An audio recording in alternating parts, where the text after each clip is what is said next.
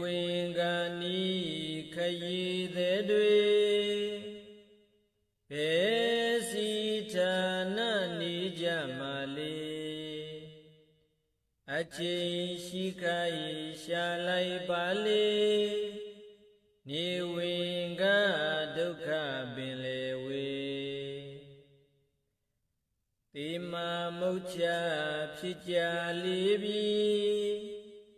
မသေးခင်လေးတင်တွေ့ချိန်မီတိမီဆဲဆဲ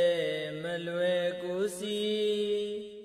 မြတ်တရားသင်ပွားခြင်းတံမီနေ့စဉ်အထုပ်ပြုလုပ်တွင်အလတိနေ့တနေ့မမြင်သာဝနေရေရှုပ်ထွေးဆုံးလင်ဒီဒုက္ခကြီးလာလူတို့တွင်သာသမီတွေ့နေရချင်းကိုမအားနိုင်နဲ့ငါရဲ့ဖြစ်ပေါ်ရှိရှိဘဝပြုကြဘုံဘုံယခုလေအာရဘေမကျော်